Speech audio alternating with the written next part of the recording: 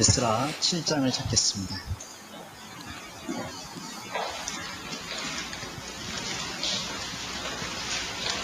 Capítulo 7, versículo 10. Leamos juntos. Porque Esdras había preparado su corazón para inquirir la ley de Jehová y para cumplirla y para enseñar en Israel sus estatutos y decretos. La lección de hoy es Esdras que enseñó la ley. A través de esta palabra, nosotros los maestros que nos encargamos de enseñar, vamos a aprender en qué actitud tenemos que aprender la palabra y enseñar a los estudiantes.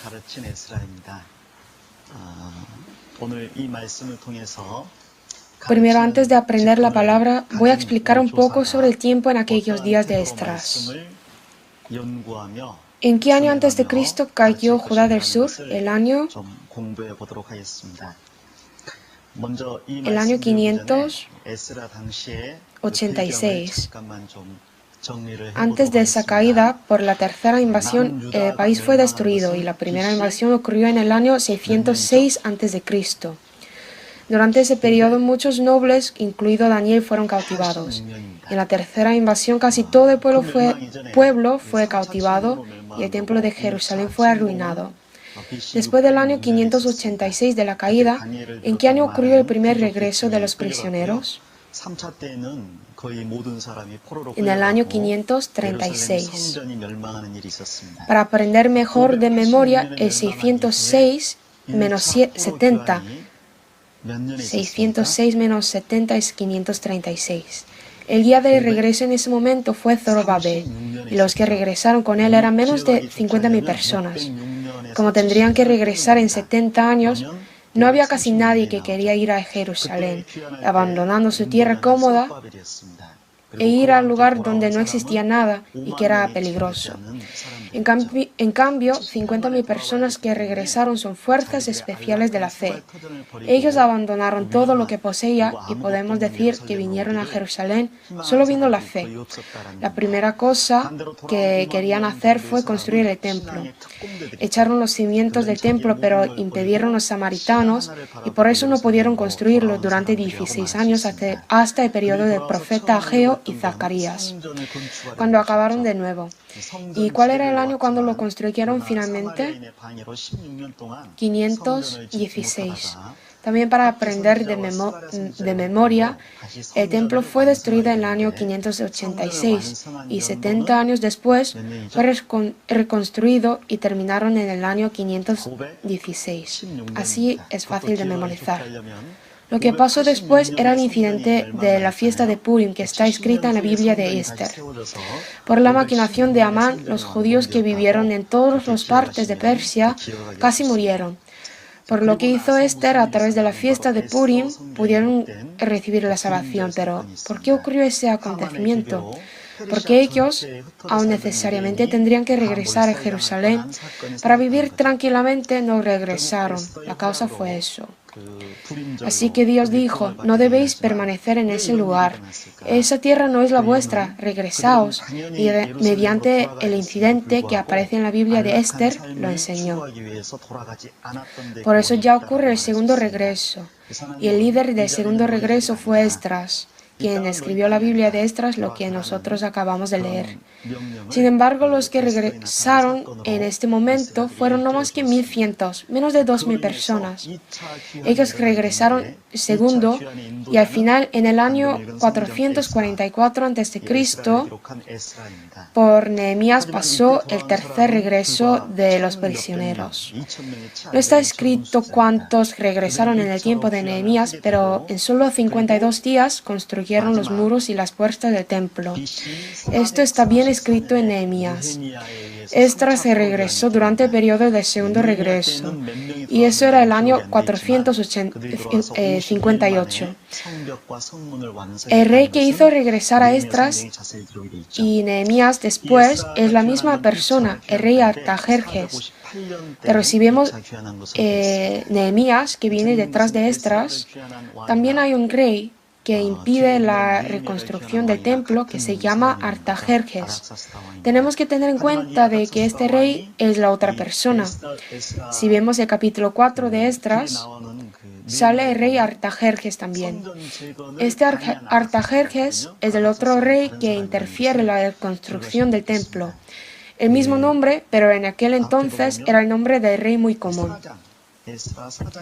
En este tiempo regresó el pueblo de Israel, los cautivados. La segunda cosa que quiero decir es, entonces, ¿por qué Israel del norte no regresó? ¿Por qué solo Judá del sur regresó?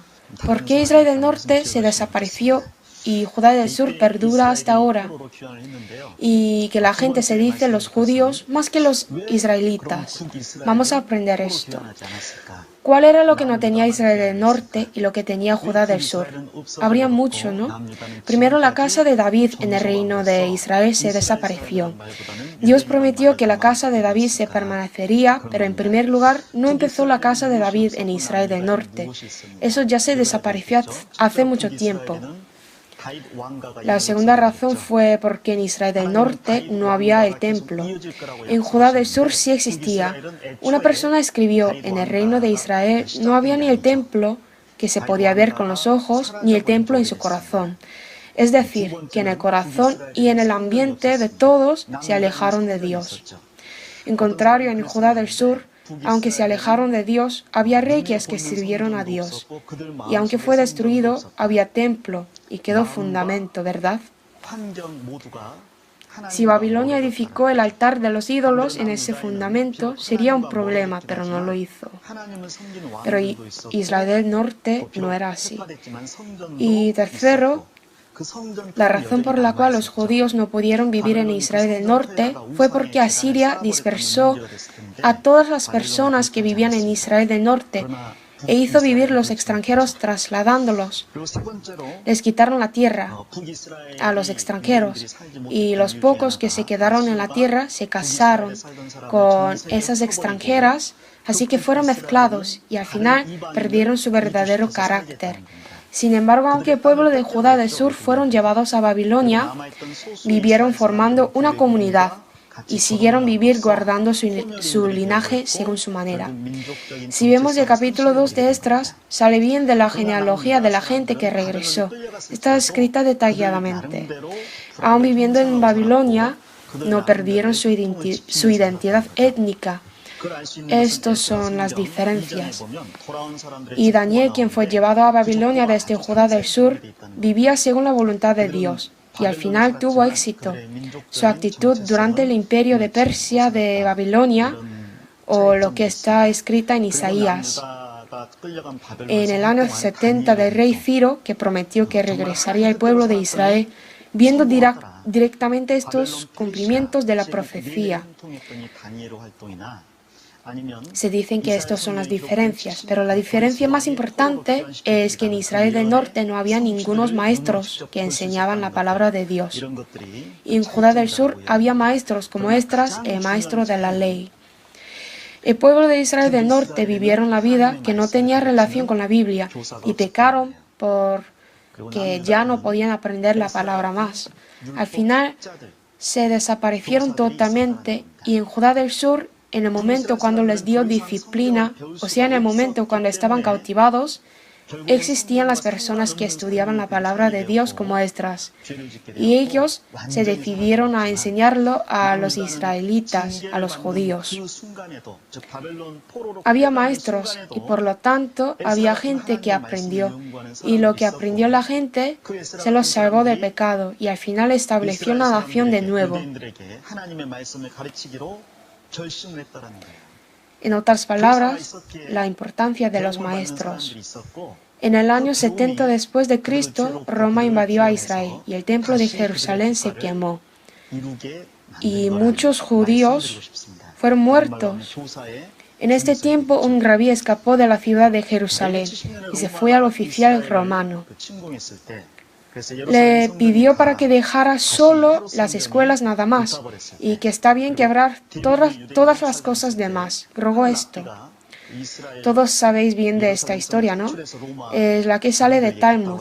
Si hay escuelas, pueden enseñar la palabra otra vez, y aunque sea Israel que fue destruido por Roma, podrá recuperarse. La enseñanza es el futuro, y los maestros que lo enseñan es la esperanza. ¿Qué hubiera pasado si había personas como Esdras en Israel del norte? La verdad es que la situación de Judá del sur tampoco era buena que la de Israel del norte, porque después de que regresó Esdras, también había mucha gente que se casó con extranjeros. Esto sale de la Biblia de Esdras y de Nehemías, los judíos que se casaron con los extranjeros y tuvieron hijos, nietos, nueras. Pero dicen que los sacerdotes encabezaron todo esto. Esto significa que no había gran diferencia entre ellos, pero Esdras les enseñaron bien y por fin se divorciaron arriesgando gran tristeza y les echaron. ¿Cómo pudieron echar sus mujeres tan fácilmente? E hicieron volver sus nueras. Tuvieron en cuenta de que Israel se cayó a causa de lo extranjero, lo mundano. Por eso hasta nombrar los extranjeros, así les echaron. Y recuperaron su identidad o carácter nacional. Por eso, esto nos muestra que un maestro decidido puede hacer tan grande cosa. Claro que sin ayuda de Dios es imposible, pero la importancia de los maestros se destaca más cuando aprendemos Esdras. Este Esdras promovió un movimiento de arrepentimiento. Hasta preparar el proceso necesitaba mucho tiempo, porque el movimiento de arrepentimiento de la nación sale en Nehemías capítulo 8. Esta historia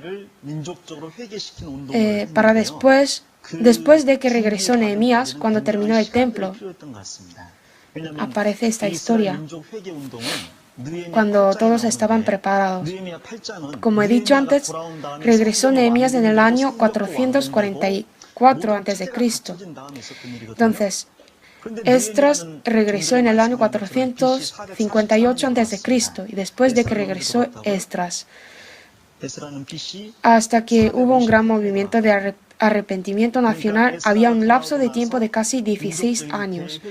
No sé si era 15 o 16 años. Probablemente durante ese periodo, Esdras preparaba diligentemente.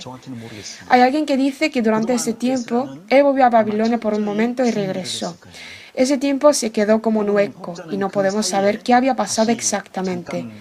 Pero lo que podemos saber claramente es que Esdras preparó mucho para guiar el movimiento de arrepentimiento. Vamos a ver Nehemías 8. Vamos a ver cómo el movimiento desarrolló. Capítulo 8, versículo 1. Y se juntó todo el pueblo como un solo hombre en la plaza que está delante de la puerta de las aguas. Y dijeron a Esdras el escriba que trajese el libro de la ley de Moisés, la cual Jehová había dado a Israel.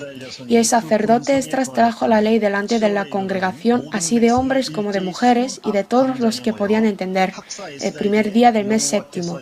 Y leyó en el libro delante de la plaza que está delante de la puerta de las aguas, desde el alba hasta el mediodía, en presencia de hombres y mujeres, de todos los que podían entender. Y los oídos de todo el pueblo estaban atentos al libro de la ley. 5, versículo 5, abrió pues Esdras el libro a ojos de todo el pueblo, porque estaba más alto que todo el pueblo, y cuando lo abrió, todo el pueblo estuvo atento. Bendijo entonces Esdras a Jehová, Dios grande, y todo el pueblo le respondió, amén, amén, alzando sus manos, y se humillaron y adoraron a Jehová, inclinados a tierra. Versículo 9, dice que el pueblo lloró cuando escuchó la ley. Versículo 13. Al día siguiente se reunieron los cabezas de las familias de todo el pueblo, sacerdotes y levitas, a Esdras el escriba, para entender las palabras de la ley. Y hallaron escrito en la ley que Jehová había mandado por mano de Moisés que habitasen los hijos de Israel en tabernáculos en la fiesta solemne del mes séptimo. Versículo 18. Y leyó Esdras en el libro de la ley de Dios cada día. Y vamos a leer capítulo 9, versículo 1 a 2, juntos, el día 24 del mismo mes se reunieron los hijos de Israel en ayuno, y con cilicio y tierra sobre sí, y ya se había apartado la descendencia de Israel de todos los extranjeros, y estando en pie, confesaron sus pecados y las impiedades de sus padres. Sale el resultado del movimiento. Ellos confesaron todo de su pecado y lloraban, hicieron ayuno, se reunieron con cilicio y tierra sobre sí y decidieron que apartaran de todas las extranjeras. Antes de que tuvo este resultado, primero empezó así. En la fiesta del mes séptimo, julio según el calendario solar, septiembre o octubre. Septiembre hasta octubre en Israel hace mucho calor. Se va a la peregrinación a la Tierra Santa durante la fiesta de cosecha en Corea, ¿no? En Israel hace mucho calor en ese tiempo. En los días tan calurosos, desde la madrugada hasta la mañana escuchaban la palabra sin parar. Pero no sé exactamente qué hora es la madrugada. Al menos escucharon de 5 a 6 horas sin parar. Entonces, escuchar la palabra en el calor de pie durante 5 a 6 horas. Dicen que cuando abrió la Biblia, todo el pueblo estuvo atento. Y cuando dijo el nombre de Dios, se humillaron y adoraron a Jehová inclinados a tierra. Con esta postura escucharon la palabra durante horas. Pero dice que escucharon todos los que podían entender, así de hombres como de mujeres. Todos se reunieron durante el largo tiempo en el día muy caluroso, en un lugar muy incómodo. Todo el pueblo escuchó.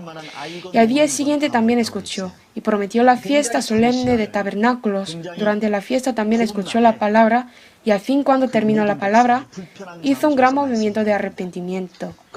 Nosotros también hicimos el retiro de verano en Gwangju, otra vez en Daejeon, o en la iglesia central de Seúl. Pienso que era muy incómodo porque tuvimos que escuchar por el largo tiempo. Escuchábamos las palabras sentados y el salón grande donde escuchamos la palabra es muy grande y buena, ¿no?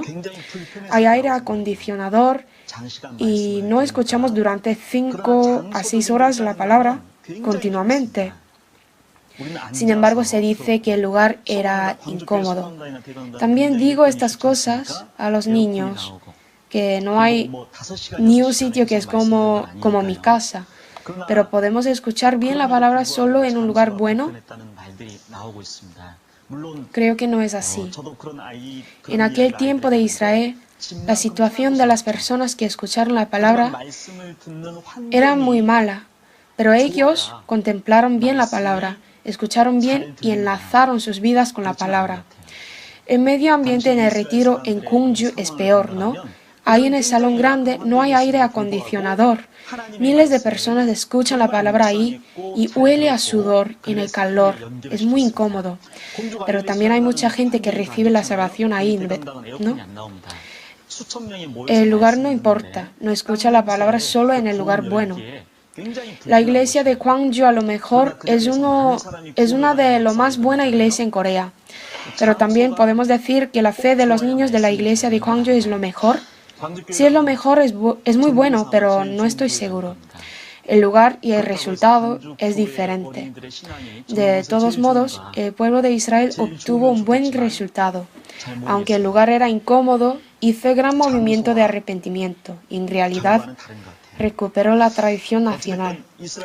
En medio de todo esto había Esdras. Entonces, ¿cómo he podido dirigir a esta consecuencia? Vamos a volver a Esdras capítulo 7. Capítulo 7. Primero vamos a ver el fondo histórico de este versículo 1. Pasadas estas cosas, en el reinado de Artajerjes, rey de Persia, Esdras, hijo de Seraías, hijo de Azarías, hijo de Hilcías. Vamos a ver este versículo. Sale la genealogía de Esdras y primero dice que es hijo de Seraías. Pero si vemos el primer de Crónicas, capítulo 6, dice que Seraías es el abuelo de Esdras y el padre de Esdras es Josadac, dice. Probablemente la razón por la cual sale Seraías primero es porque durante este tiempo Judá del Sur se arruinó, y cuando se cayó Judá del Sur, el sumo sacerdote se llamaba Seraías. Por eso aquí sale su nombre, para explicar que Esdras es del linaje de sacerdote. En otras palabras, en el reinado de Artajerjes, Esdras fue sacerdote. El versículo 2 dice, hijo de Salum, hijo de Sadoc, es de la familia de Sadoc. Y también el versículo 5 dice, hijo de Abisúa, hijo de Fines, hijo de Eleazar, hijo de Aarón, primer sacerdote. Voy a explicar un poco la genealogía de Aarón.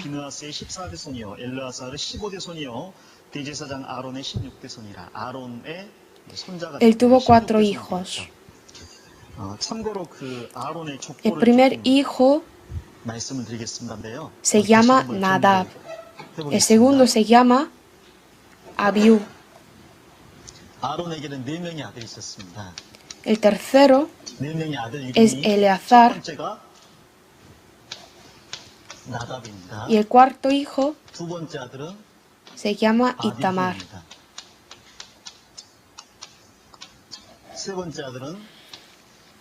Pero Nadab y Abiú mueren por ofrecer el fuego extraño, por el castigo de Jehová, aunque eran jóvenes. Dijo Jehová que ninguno de los sacerdotes beberá vino cuando haya de entrar en el atrio interior. Y creo que murieron ofreciendo el fuego que no era de Dios, embriagándose. De Eleazar y Tamar sigue bajando, y de la familia de Eleazar sale Sadoc, lo que acabamos de leer. Y Esdras también.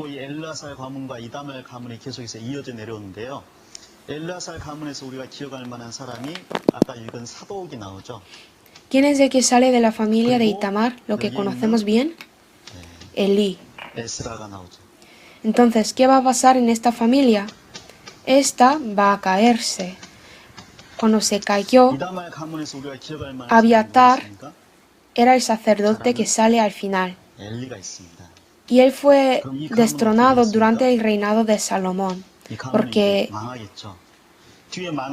él intenta hacer Adonías el rey en lugar de Salomón. Así tramó una rebelión, y esto sale en el Primer Reyes. Vamos a buscar. Primer de Reyes, capítulo 2. 솔로몬이 아닌 아도니아를 왕으로 세우려고 그 모반에 참여했다가 폐위가 되게 되는데요. 그 내용이 열왕기 Primer de Reyes, capítulo 2, versículo 27. Así echó Salomón a Abiatar del sacerdocio de Jehová, para que se cumpliese la palabra de Jehová que había dicho sobre la casa de Elí en Silo. Después de la muerte de Nadab y Abiú, Eleazar y Itamar sigue sirviendo como sacerdotes, pero luego, por la equivocación de Elí, al final esa familia descontinúa. Luego Ahimelech también. Por eso esta familia se desaparece. Ya la familia que continúa con Eleazar sigue sirviendo como sacerdotes, solo esta familia. Pero esta historia también Dios ya había dicho antes, en el Números. Vamos a buscar Números, capítulo 25.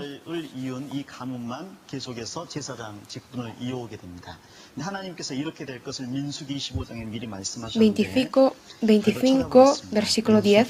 Entonces Jehová habló a Moisés diciendo: Fines, hijo de Eleazar, hijo del sacerdote Aarón, ha hecho apartar mi furor de los hijos de Israel, llevado de celo entre ellos, por lo cual yo no he consumido en mi celo a los hijos de Israel. Por tanto, diles: he aquí yo establezco mi pacto de paz con él. Y el versículo 13 leamos juntos: y tendrá él y su descendencia después de él el pacto de sacerdocio perpetuo, por cuanto tuvo celo por su Dios e hizo expiación por los hijos de Israel. Sale aquí Balaam. Él intenta maldecir a Israel, pero con la ayuda de Dios les bendice 3 veces. Y ya trama otra cosa. Hace hacer la idolatría y cometer adulterio con mujer extranjera.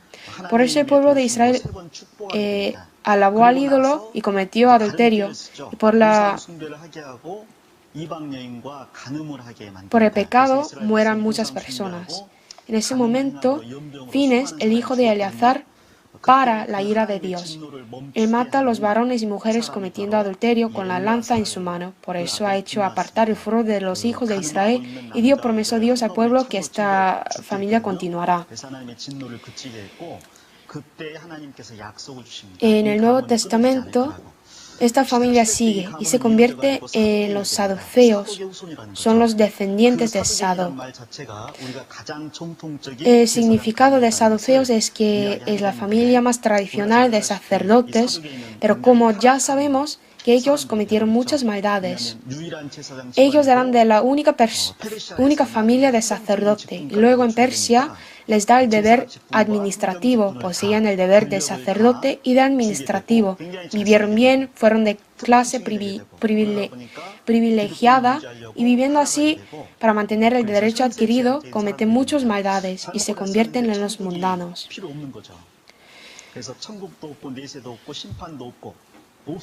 Cometiendo pecado en esta tierra, creyeron que no hubiera ni el espíritu ni la resurrección.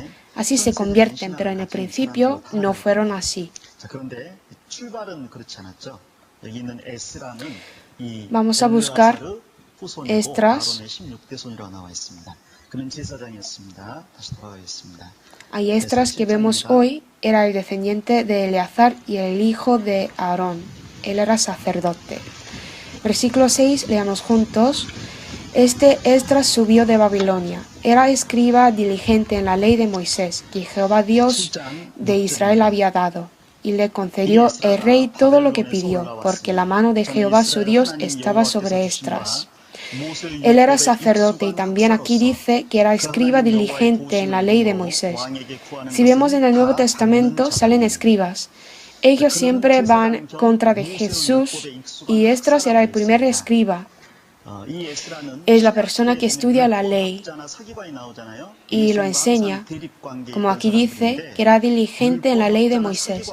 En otra tradición dice que en el tiempo de cautivados de Babilonia, muchas Biblias se perdieron, y Esdras escribió todo el Antiguo Testamento inspirado por el Espíritu Santo. Es decir, que era muy acostumbrado y diligente en la ley, que memorizó todo el Antiguo Testamento y lo escribió. Hay tradición que dice así: memorizó todo el Antiguo Testamento. Esto es posible, pero ya como sabemos, hay hermanos que aprenden de memoria todas las cartas de Pablo y palabras de la profecía en el Antiguo Testamento. ¿Ellos son listos? Creo que no, pero aprendieron de memoria a menudo. Hace mucho tiempo en Corea, cuando se introdujo la Biblia, los misioneros en Corea estaban impresionados al ver los coreanos recitar la Biblia. Y dijeron esto, que si se reúnen solo 5 coreanos, salen Antiguo y Nuevo Testamento de nuevo. Dijeron esta palabra, que solo necesita 5 personas al memorizar toda la Biblia. Había días cuando la gente tenía tanta pasión. Si veo ese documento, había gente que caminó 200 kilómetros solo para aprender la Biblia. Cargaron al hombro todas las cosas que necesitan por un mes, las comidas y tal, y vinieron. Existían los días así, estudiando la Biblia, y creo que Esdras era persona con esa pasión también. Pero ¿cómo él pudo arrepentir el pueblo de Israel? ¿Cómo pudo afectar fuertemente a la nación y enseñar tan bien la palabra? La clave está en el versículo 10. Este versículo es la palabra que los maestros saben bien, pero cuando lo meditan más, espero que este versículo sea la palabra suya, y eso también para mí. Vamos a ver el versículo 10, leamos juntos.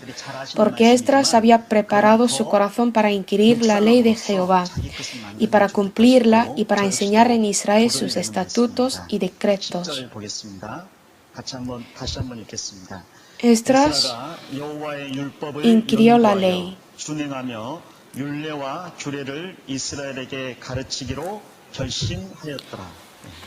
La primera actitud que los que enseñan la palabra deben agarrar es inquirir, estudiar la palabra.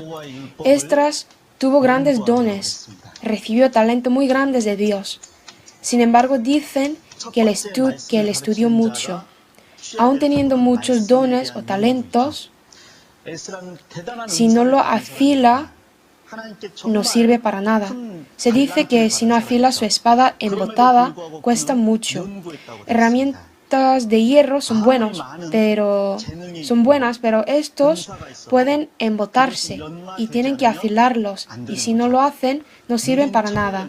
En Salmos dice: embotaste a sí mismo el filo de su espada y no lo levantaste en la batalla. El filo de espada es muy afilado, pero si no lo usa, se embota y al fin no puede levantarse en la batalla. Esdras tuvo dones, pero dice que siempre estudiaba la palabra.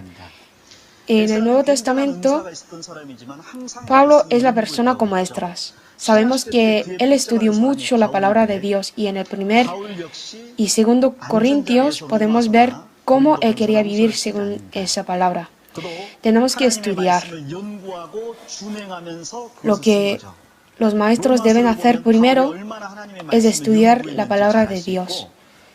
Si no habéis leído la palabra 20 veces, no penséis en enseñarlo. Es lo que dijo el Dr. Torrey. Lee el texto más de 20 veces. A través de leer continuamente, encontramos algo, y en él hay inspiración que Dios nos permite. La inspiración no sale por sí mismo. ¿Escribió apóstol Pablo inspirado por Dios solamente? Pero si vemos Romanos, Pablo tomó la forma de preguntar y responder siempre. Pregunta a sí mismo, ¿no? ¿Qué ventaja tiene, pues, el judío, o de qué aprovecha la circuncisión? Y responde. ¿Qué es la ley? Pregunta y responde. ¿Cometeremos el pecado? Así pregunta y responde. De ninguna manera. Él asimismo estudió la ley continuamente, es lo que nos enseña a través de Romanos. También nosotros, los maestros, tenemos que estudiar. Estar de pie sin estudiar mucho, en medio de esto, pidiendo a Dios la inspiración, es como el corazón del ladrón. Lo que sale del corazón a través de meditar la palabra, y esto cuando encuentra la inspiración de Dios, obtenga un buen resultado. Si no medita la palabra y pide a Dios, ayúdame, esto es tomar el nombre de Dios en vano. Recientemente vi un video sobre la importancia del corazón. Lo que decido me guía, mi cuerpo lo sigue. Había un incidente, había una persona que le dijo que no le duele y pudo operar sin anestésico, y esa persona no sentía nada. Tanto es el corazón que tiene la importancia. Y lo vi ese video y dije a un misionero en la iglesia central de Seúl. Él dijo: entonces si digo cero grasa, pienso siempre esto, me voy a adelgazar, ¿no? Así me dijo. Esto no es la importancia del corazón, sino el corazón de un ladrón. Si no hace nada y solo espera. La Biblia dice que el alma sin ciencia no es buena. Así, la fe sin obras está muerta. ¿Cómo podemos enseñar bien sin estudiar nada? Por eso los que enseñan primeramente necesitan la meditación. Vamos a ver Salmo 119. Aquí ponemos el hilo rojo. Salmos 119, versículo 14.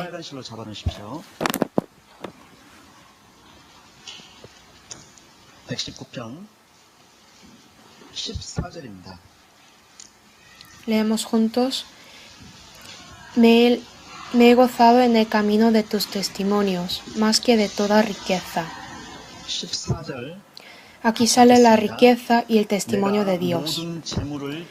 Si tiene mucha la riqueza, es muy buena, ¿no?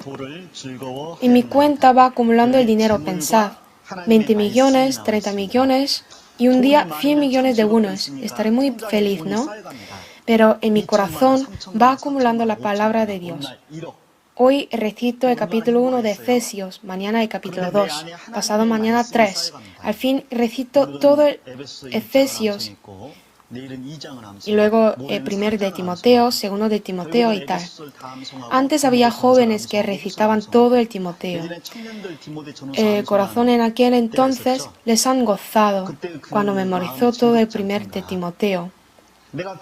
Ese gozo está comparado con la riqueza. Si hay palabra de Dios en mi corazón abundantemente, no envidio a la persona con la gran riqueza. Es lo que creo yo. Vamos a ver el versículo 97, leamos juntos. Oh, cuánto amo yo tu ley. Todo el día es ella mi meditación. Leo un versículo por la mañana y vivir recitando esa palabra todo el día. Será una persona muy feliz. El hermano que he mencionado, que memorizó casi la mitad de la Biblia, también meditó la Biblia casi todo el día cuando tenía el tiempo. En el autobús también no solamente miró la ventana, él leyó la Biblia y alabó a Dios. A través de esa meditación continuativa, pudo recitar bien la palabra. He visto a ese hermano recitando salmos y me sorprendí porque otros libros es normalmente fácil de memorizar, porque la historia se continúa. Hay otros que no son así, como por ejemplo recitar la genealogía de Primer Crónicas. Es muy complicado, ¿no? Y en realidad Salmos es el libro que es muy difícil de recitar. Y pienso que pudo hacerlo, hermano, por la recitación que hizo día a día. Vamos a ver el versículo 148. Se anticiparon mis ojos a las vigilias de la noche para meditar en tus mandatos. A lo mejor los maestros han tenido estas experiencias, que mañana hay clase pero no hay suficiente palabra. Entonces hasta muy tarde preparamos la palabra, ¿no? Empollándolo. Y por la mañana, como también no tenemos sueño, a las 11 por la mañana otra vez medita la palabra y lo prepara. Incluso en tan corto tiempo de dormir 3 o 4 horas, dormimos con la Biblia poniendo en la cabeza así, por si acaso la palabra entra en mi mente. Durmiendo así, en realidad en el sueño doy clases casi dos veces. Eso también me ha pasado.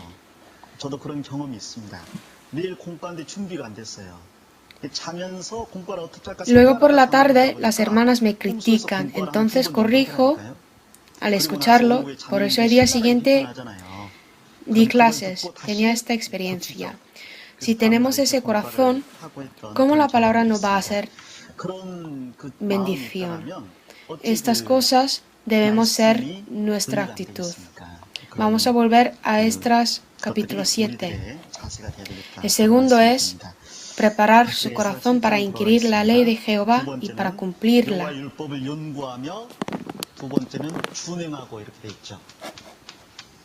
Como sabemos bien, inquirir o estudiar la palabra para enseñarla, esa persona no es más que los fariseos o escribas. ¿Cuál era la estimación de fariseos y escribas que pensó Jesús? Que ellos son las personas que solo querían enseñar y no lo hicieron por sí mismos. Por eso Jesús dijo que escucharas lo que dice fariseos, porque hablan muy bien ellos, pero no lo sigan, porque ellos no hacen nada. Es decir, enseñan bien la palabra, pero ellos no tuvieron obras y al fin fueron castigados y echados por Dios. Apóstol Pablo también dijo, tú pues que enseñas a otro, no te enseñas a ti mismo. En contrario, Jesús, si veis el capítulo 1, versículo 1 de Hechos, dice, Jesús comenzó a hacer y a enseñar. Así dice. Por eso si una persona estudia para enseñar, es una persona infeliz. Si Esdras había inquirido la ley de Jehová para enseñar en Israel, sería un gran problema, pero el propósito de inquirir la ley era sobre todo para cumplirla. Quería vivir según la palabra de Dios y empezó a estudiar, entonces Dios le permitió aprender más sabidurías en un corto plazo. Y como eso es abundante en él, pudo enseñarlo naturalmente. Esdras primero amonestó al todo el pueblo de Israel. Nosotros también primero debemos pensar, enseñar a mí mismo primero, vivir yo primero según esta palabra. A través de estas decisiones tenemos que estudiar la Biblia y Dios nos despertará.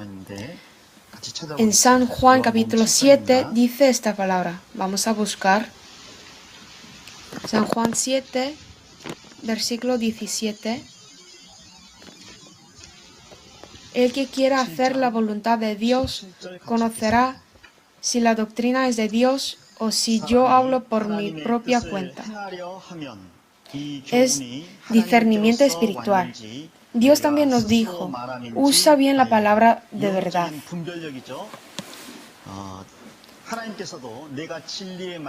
Como obrero que no tiene de qué avergonzarse, que usa bien la palabra de verdad. El discernimiento espiritual es la primera cosa, y ese discernimiento aparece cuando intentamos cumplir la voluntad de Dios, y Dios nos enseña el camino correcto. Por eso tenemos que ser sensibles espiritualmente. Y Esdras realmente era esa persona. Volvemos al capítulo 7 de Esdras.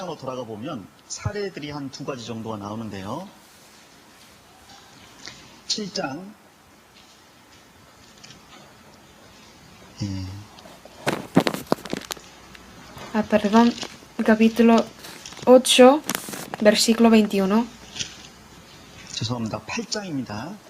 Y publiqué ayuno allí junto al río Ahava para afligirnos delante de nuestro Dios, para solicitar de él camino derecho para nosotros, y para nuestros niños, y para todos nuestros bienes, porque tuve vergüenza de pedir al rey tropa y gente a caballo que nos defendiesen del enemigo en el camino, porque habíamos hablado al rey diciendo, la mano de nuestro Dios es para bien sobre todos los que le buscan, mas su poder y su furor contra todos los que le abandonan. 23 leamos juntos. Ayunamos pues y pedimos a nuestro Dios sobre esto, y él nos fue propicio. Desde Babilonia hasta Jerusalén tuvieron el trayecto de casi 4 meses. Y en el camino había muchas cuadrillas de ladrones. Tuvieron muchas riquezas, incluso oro, plata, vajillas. Con estas cosas volvieron, y seguramente habrán muchos ladrones. Y el número total era no más que 2000, así que estuvieron en una situación muy peligrosa. Esdras es el que recibe todo el que pide al rey. Por eso, si él pide al rey para que le mande un ejército para guardarlos, seguramente el rey lo mandará. Pero no pidió a Esdras, porque el nombre de Esdras significa la ayuda, que Dios es mi ayuda. Él siempre enseñaba que la mano de nuestro Dios es para bien sobre todos los que le buscan, que su poder y su furor contra todos los que le abandonan, como aquí dice. Pero ya Esdras, si pide la ayuda del rey en vez de la de Dios, es la contradicción de lo que dijo él sí mismo, ¿no? Enseñó al pueblo que si busca a Dios nos ayuda. Enseñó esto y en realidad si pide la ayuda del rey no es correcto, ¿verdad? Por eso, aunque pudiera pedir la ayuda del rey, no lo hizo y publicó ayuno, orando, pidiendo solamente la ayuda de Dios. Y realmente Dios le ayudó y pudieron volver sin accidente en 4 meses. El Antiguo Testamento es sobre amar a Dios y amar a prójimo. Estas dos cosas podemos decir.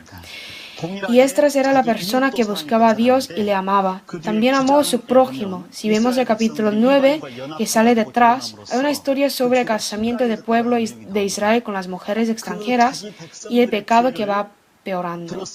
Cuando Esdras escuchó que su pueblo está cometiendo el pecado, ¿qué actitud debe tomar él? ¿Abandonar todo? No dijo así, no era así. Él rasgó su vestido en cilicio y ceniza, oró a Dios que él sí mismo cometió el pecado. El carácter de Esdras es que dijo que nosotros hemos cometido el pecado contra Dios, no vosotros habéis cometido el pecado. La misma oración sale en Daniel. Daniel, antes de recibir la palabra de Dios, en 70 años, oró a Dios y decía que nosotros y nuestros padres hemos cometido el pecado. Sigue diciendo esto. Daniel era persona sin contaminación, pero él dijo a Dios que había cometido el pecado, y como sabemos, el antepasado de Israel es solo una persona, Abraham, ¿verdad? Todos los israelitas son sus hermanos, y hermanos son una familia. Por ejemplo, si Corea en la Copa Mundial en el octavo del final, si nuestro equipo nacional pierde, es como nosotros hemos perdido, es lo mismo. Decir que el equipo ha hecho mal o el director ha cometido un error es como no tener la posibilidad de desarrollo. Pero si decimos que nosotros nos hemos equivocado, en esta palabra hay mucha posibilidad de recuperarse. El pueblo de Israel es como una gran familia. Los hermanos entre sí, por eso, en medio de ellos, dicen que la ley no es tan fuerte. Si una persona está en deuda en el año de reposo, que el año séptimo tiene que remitir toda deuda. Y que cuando siegues la mies de tu tierra, no espiga la tierra sagada. Déjalo para el pobre y para el extranjero. Que si muere tu hermano, cuida a la mujer de tu hermano. Estas cosas significan que son de una familia, los hermanos. ¿Y qué tiene que hacer si un miembro de la familia comete el pecado? Esdras confesó a Dios que nosotros hemos cometido el pecado. Si hubiera criticado a ellos, ellos se enojarían. Por eso Esdras dijo, yo he cometido el error, me avergüenzo. Capítulo 9, versículo 6. Dios mío, confuso y avergonzado esto para levantar, oh Dios mío, mi rostro a ti. Leamos juntos, porque nuestras inquietudes se han multiplicado sobre nuestra cabeza y nuestros delitos han crecido hasta el cielo. Nosotros contiene yo mí mismo. Esdras consideró como el pecado suyo, porque son de la misma familia. En el tiempo del Nuevo Testamento, la Iglesia es una familia, que hay un Padre que es Dios y todos los demás son los hijos del Padre, hermanos de Jesús, hermanos y hermanas, un miembro y un cuerpo. Por eso en esta Iglesia, todas las cosas deben ser la única cosa, el uno, desde lo bueno hasta lo malo, desde la ventaja hasta el defecto, tristeza y el dolor, todo tiene que ser la única cosa. Si un miembro padece, todos los miembros se duelen con él. Y si no es un miembro. En Talmud hay una historia, que hay dos cabezas, pero solo hay un cuerpo. ¿Es esta persona una persona o dos personas? Échale el agua caliente. Si dos dicen es caliente, es una persona. Pero si una se ríe y otra dice que es caliente, son dos personas. Esta historia es la misma. Nosotros somos uno. ¿Cómo podemos saber que somos un miembro? Cuando otra persona comete el pecado, ¿qué hace la otra? Si hay algo bueno pasando a otra persona, ¿qué hace la otra? Dice la Biblia que todos los miembros con él se gozan y lloran con él. Los maestros, los hermanos nosotros, tuvimos el entrenamiento hasta muy tarde. Hemos hablado y decía muy buenas ideas sobre cómo podemos hacer convertirse la clase de primaria mejor. El hecho de que todos los maestros, hasta los nuevos, con buenas ideas hemos discutido, me sorprendí mucho. Cada uno tiene su punto de vista sobre estos problemas. Entonces pensé que será mejor ver las cosas buenas, lo positivo, ver aspecto positivo más que lo negativo y amar a los estudiantes más. Después de este retiro al final, yo oré y después íbamos a ir a la casa, pero durante la oración me llamó alguien por el teléfono que tiene luto. Iba a contestar la llamada y andaba inclinándome la cabeza y había aire acondicionador enfrente de mí. No lo vi y yo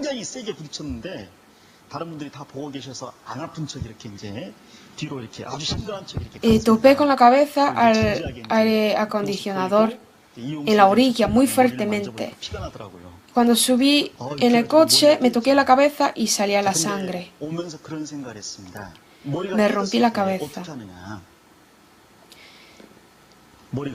¿Qué hago? ¿Qué tengo que hacer cuando se rompe la cabeza? La cabeza dice, oye, tú, los ojos, ¿no miras bien? ¿Qué estás viendo? Por ti estoy herido. Oye, tú, las manos. Repréndelos. Las manos golpean a los ojos y dice, ¿por qué lo hiciste? Las piernas son como no me importa lo que está pasando en la cabeza, no veo nada, me seguiré ir mi camino. No es así. Cuando me tope la cabeza, al instante paré de caminar y me protegí la cabeza así. Esta postura es la postura correcta, porque todos los miembros sufren. Las piernas también paran de caminar, los ojos se reflexionaron también. Voy a ver solo la frente nada más, así dice los ojos, y todos sufren por mí. Así pensaron los ojos. Esto es un cuerpo, y Esdras estudió la ley de amarás a tu prójimo como a ti mismo, y lo observó. Cuando cometieron el pecado su pueblo, con el amor primero oró a Dios, representando a todos los demás, lloraba y rogaba al pueblo, y al fin, viendo Esdras, el pueblo se arrepintió de su pecado y echó todas las mujeres extranjeras. Primero estudiar la ley, luego cumplirla y después la enseñó. El contenido de la enseñanza de Esdras sale en Nehemías capítulo 8.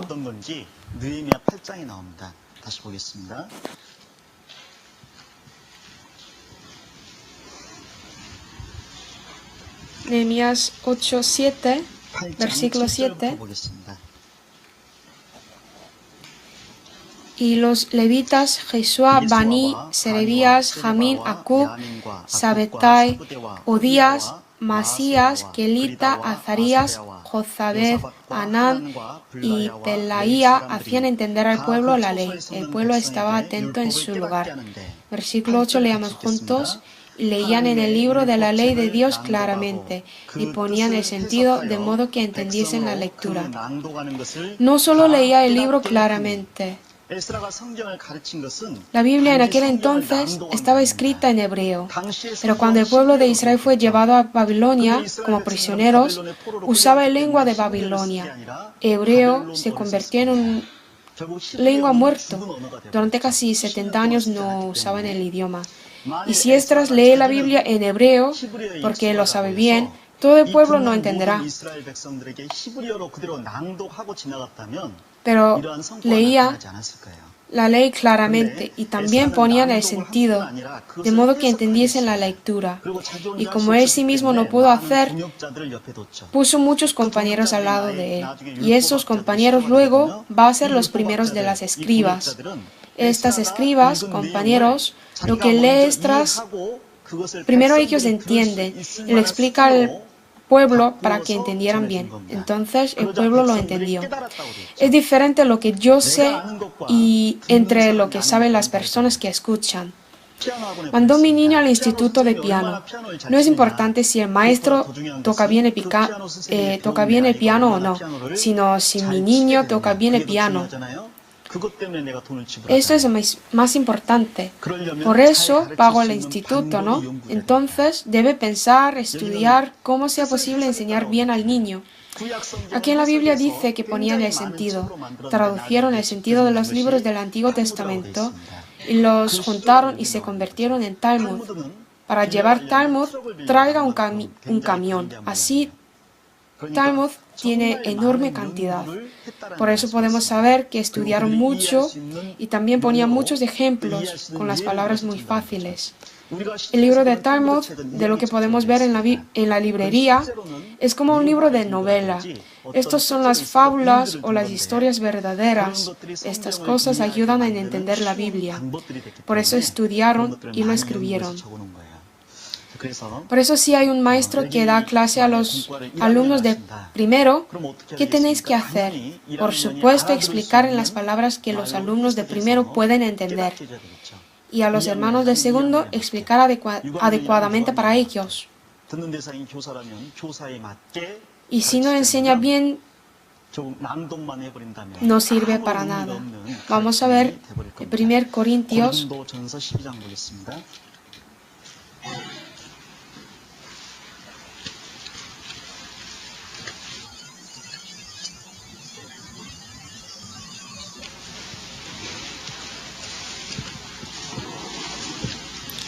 el 14, 12장이 아니라 14, 14장입니다.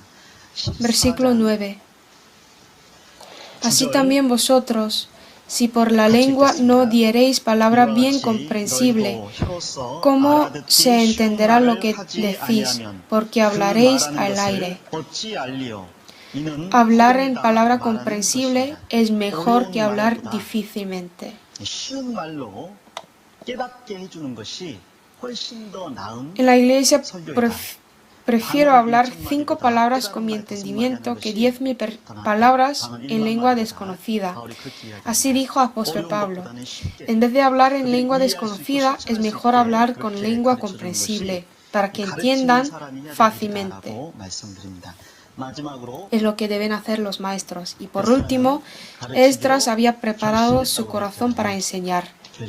Había preparado su corazón.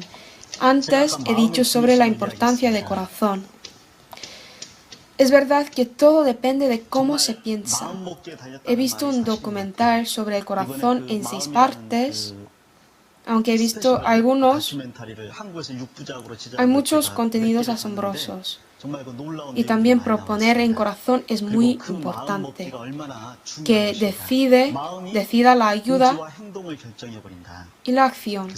Por eso es importante pensar que soy una persona preciosa y que yo recibí el gran amor de Dios. Entonces proponer esto en corazón es importante. Si hay esta decisión, no solo Esdras, sino todo el pueblo de Israel pueden cambiar. Vamos a orar juntos. Dios Padre, gracias. Gracias por este encargo de ser maestros y la bendición para enseñar la palabra. Ayúdanos para que desarrolle el ministerio que hemos recibido y a través de lo que aprendemos, espero que más gente que escucha entienda la palabra de Dios.